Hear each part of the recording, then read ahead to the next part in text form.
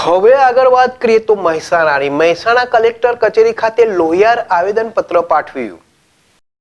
થોડા સમય પહેલા દિલ્હીના સંસદમાં રાજ્યના ગૃહમંત્રી અમિત શાહ દ્વારા ડોક્ટર બાબા સાહેબ ભીમરાવ આંબેડકર પર વાણી વિલાસ તથા અભદ્ર ટિપ્પણી કરવામાં આવી હતી, જેના વિરોધમાં સમગ્ર ગુજરાત સહિત દેશના ઘણા ખરા વિસ્તારોમાં વિરોધ પ્રદર્શન થઈ રહ્યા છે।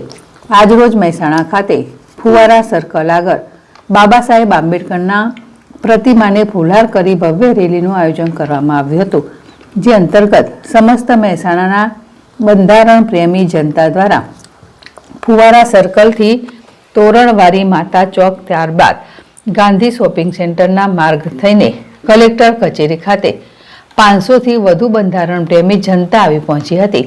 ત્યારબાદ કલેક્ટર કચેરી ખાતે સૂત્રોચ્ચાર કરવામાં આવ્યા હતા। આવેદનપત્રની અંદર પોતાના અંગૂઠા લોહીવારા કરી આવેદનપત્રમાં લોહીવારો અંગૂઠો કરવામાં આવ્યો હતો। સાથે સાથે સિગ્નેચર કરી આવેદનપત્ર તૈયાર કરી કલેક્ટર કચેરી ખાતે સોંપવામાં આવ્યું હતું। ગૃહમંત્રી અમિત શાહની રાજીનામાની માંગ સાથે ઉગ્ર વિરોધ પ્રદર્શન કર્યો હતો। પોલીસ સ્ટાફ દ્વારા ચુસ્ત બંદોબસ્ત સાથે રેલી યોજી આવેદનપત્ર પાઠવવામાં આવ્યું હતું। ભાવસાર, ZSTV મહેસાણા। શું કહેવા માગશો, આજે જે લોહિયાર આવેદનપત્ર આપવું પડ્યું?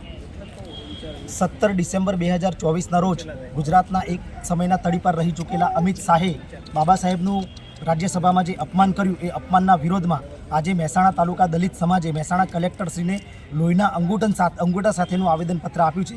અને અમે કલેક્ટર મારફતે રાષ્ટ્રપતિ અને રાજ્યસભાના અધ્યક્ષને આવેદનપત્ર મોકલી અને અમિત શાહનું રાજીનામું લેવાની માંગ સાથેની આજે માંગણી કરી છે। કઈ સંસ્થા દ્વારા છે અને કેટલા લોકો ઉપસ્થિત રહ્યા હતા? આખા કાર્યક્રમમાં આપે જે રીતે જોયું, 501 લોકો કાર્યક્રમમાં હાજર રહ્યા હતા અને સમગ્ર અનુસૂચિત જાતિ સમાજ, બંધારણ પ્રેમી સમાજ, મહેસાણા તાલુકાના અનુસૂચિત જાતિના નાગરિકો દ્વારા આખું આવેદનપત્ર આપવામાં આવ્યું છે। શું આગળની રણનીતિ રહેશે? આગળ અમે જે માગણી કરી છે, જો આગળ કશું થશે ને તો આગળ અમે ઝલક